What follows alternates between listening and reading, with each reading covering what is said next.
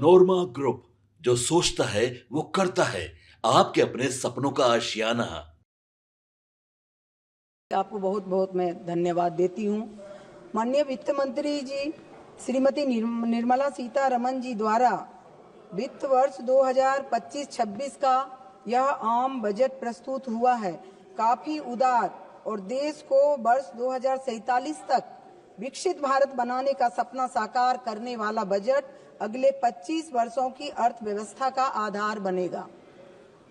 गरीब, युवा, मध्यम वर्गों, अन्नदाता, किसानों, वंचितों और नारी शक्ति के भविष्य को ध्यान में रखकर बजट का प्रारूप आया है। इसके लिए माननीय वित्त मंत्री जी एवं माननीय प्रधानमंत्री जी आदरणीय नरेंद्र मोदी जी का अभिनंदन और दिल की गहराई से धन्यवाद दे रही हूँ। आदरणीय महोदया, मैं मिथिलांचल क्षेत्र शिवहर बिहार से आती हूँ। यह पूर्ण रूपेण बाढ़ प्रभावित क्षेत्र है। गरीबी और फटेहाली के में वहाँ के लोग हैं। हमारे यहाँ एक ही फसल सही ढंग से हो पाती है, क्योंकि प्रतिवर्ष पूरा मिथिलांचल एवं उत्तरी बिहार बाढ़ की चपेट में आ जाता है। वहाँ के मखाना किसानों के कल्याण के लिए माननीय वित्त मंत्री जी द्वारा बिहार में मखाना बोर्ड की स्थापना का प्रस्ताव काफी हर्ष की बात है। निसंदेह यह बोर्ड मखाना किसानों के लिए वरदान साबित होगा।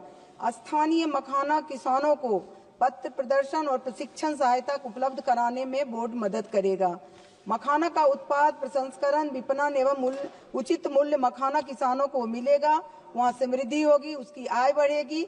इसके लिए माननीय मंत्री जी को पुनः धन्यवाद देती हूँ। इसी प्रकार मिथिलांचल में पश्चिमी कोसी नदी परियोजना का प्रस्ताव भी क्षेत्र के लोगों के लिए, विशेषकर किसानों के लिए काफी खुशी की बात है।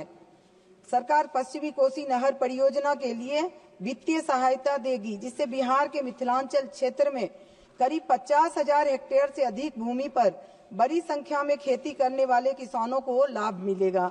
समुचित सिंचाई की सुविधा मिलेगी, साथ ही बाढ़ से राहत भी मिलेगा। इसी क्रम में उड़ान योजना के अंतर्गत हवाई अड्डों का विस्तार एवं विकास के लिए ग्रीन फील्ड एयरपोर्ट बिहार को देने का प्रस्ताव है। यह पटना और बिहटा के लिए चल रही विस्तार परियोजना के अतिरिक्त है।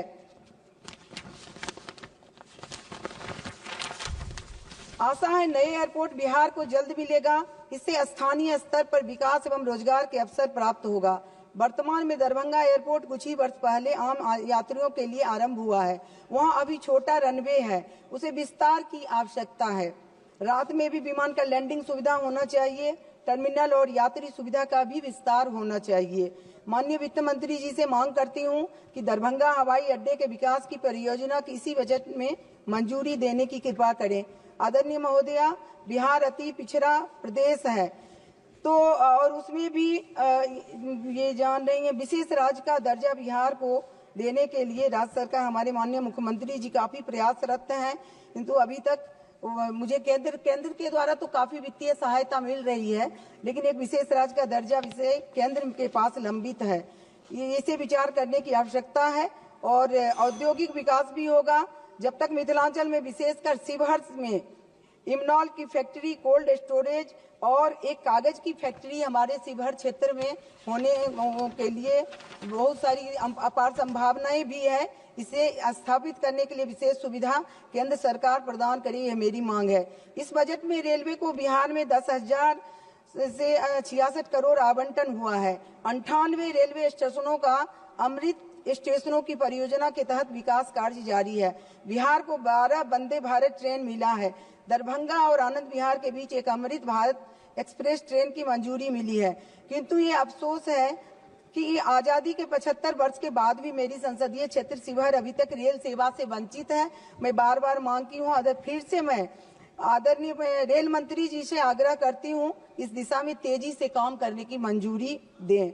आदरणीय महोदया, माननीय वित्त मंत्री जी का मैं आभार प्रकट करती कि उन्होंने पटना IIT के विस्तार और के लिए प्रस्ताव किया है। देश में 75,000 मेडिकल के सीटों को अगले 5 वर्षों में बढ़ाने की योजना है। इसी क्रम में देश के सभी जिलों में एक मेडिकल कॉलेज की घोषणा के तहत मेरे संसदीय क्षेत्र शिवहर में एक मेडिकल कॉलेज स्थापित करने की मैं मांग करती हूं और वित्त मंत्री जी के महिलाओं के सशक्तिकरण के लिए आगे की योजना की घोषणा किया है। 12 लाख पर कोई इनकम टैक्स नहीं, ये बहुत ही सराहनीय कदम है। भगवान बुद्ध के जन्मस्थली के पर्यटन स्थल को विस्तार और सौंदर्यीकरण, ये इसकी भी मैं सराहना करती हूँ। और साथ ही साथ मैं ये भी करती हूँ कि देश के आधी आबादी के लिए काफी कारगर होगा। किसी भी देश की प्रगति का रास्ता महिलाओं के विकास पर ही निर्भर करता है। देश की नारी शक्ति शिक्षित और निर्भर होगी, देश उतना ही तरक्की करेगा। और जब बिहार मजबूत होगा तो देश मजबूत होगा। उसी तरह हमारे बिहार के माननीय मुख्यमंत्री नीतीश कुमार जी हमेशा बिहार को लेकर के चिंतित रहे हैं। और इधर जो है केंद्र के द्वारा भी आप देखें कि किस तरह से महिला आरक्षण और 3 तलाक कानून दिया गया है। महिलाओं को सशक्तिकरण में आज महिलाएं पुरुषों के साथ कंधा से कंधा मिलाकर देश के आर्थिक अभियान में सहयोग कर रही है। ये हर्ष की बात है। इसके लिए मैं माननीय प्रधानमंत्री जी पर भी गर्व करते हैं। और साथ ही साथ मैं ये करके बात को खत्म करती हूँ कि वृद्धावस्था पेंशन जो 400 रुपये मात्र बिहार में है, उसे बढ़ाकर 2500 करने की कृपा किया जाए और बेरोजगारी भत्ता 5000 कराने और नौजवान को ज्यादा से ज्यादा रोजगार मिले, इसके लिए भी मैं मांग कर रही हूँ। और साथ ही साथ मैं माननीय जो वित्त मंत्री जी को बजट सत्र में जो मिथिलांचल की साड़ी पहन के, मिथिला प्रिंट की साड़ी पहन के उन्होंने मिथिला वासियों का मान सम्मान बनाया और उद्यमी महिलाओं का जो मान सम्मान बढ़ा, इसके लिए भी मैं आभार व्यक्त करती हूँ। फिर मैं अपनी बात को विराम देती हूँ और इससे जो है ये इसका मैं समर्थन करती हूँ, बजट का मैं समर्थन करती हूँ। जय हिंद, जय बिहार, जय शिवहर, जय मिथिलांचल। बहुत बहुत धन्यवाद। आपके सपनों को हमने सजाया है, ई होम्स पैनोरमा को हमने बनाया है। ई होम्स मेरा एक सपना था जिस पे मैं पिछले 4 साल से काम कर रहा था। हमने जो बनाया है वो सबने है माना। ई होम्स पैनोरमा में हो आपका भी आशियाना। और फाइनली हमने 2021 में इस प्रोजेक्ट को लॉन्च किया। बहुत लोग अप्रिशिएट कर रहे हैं कि पूर्णिया जैसे शहर में, बिहार के, एक तो बिहार की बात करें उसमें भी पूर्णिया जैसे छोटे जगह में इस तरह का लाइफस्टाइल देना, ये सुन के हम लोगों को बहुत अच्छा लगता है। ई होम्स में हमने कुछ और भी किया है, जैसे हम जिस जगह में रह रहे हैं हमारे फैमिली सिक्योर हो, उनको सिक्योरिटी का ध्यान में रखा है। आपकी सुविधा और सुरक्षा आपके लिए खास है, ये आपका विश्वास है। इसमें आर्टिफिशियल इंटेलिजेंस का 7 लेयर सिक्योरिटी का हमने इस्तेमाल किया है। लस ग्रीन कैंपस को बनाया है। यदि हमारा बाउंड्री वाल है तो वो वर्टिकल गार्डन है। ये जितनी भी फैसिलिटी होता है एक इंटरनेशनल टाउनशिप में ई होम्स है, ये हम लोग विश्वास नहीं कर पा रहे हैं। जो भी हमारे मित्र दोस्त या जो भी हमारे बाहर के बाहर आते हैं तो हम लोगों को बहुत अच्छा सुनने को मिलता है और बहुत अच्छा क्रेडिट मिल रहा है। वो सारा हमने सिर्फ एक बिल्डिंग नहीं बनाया, हमें एक बहुत अच्छा लाइफस्टाइल दिया ई होम्स में।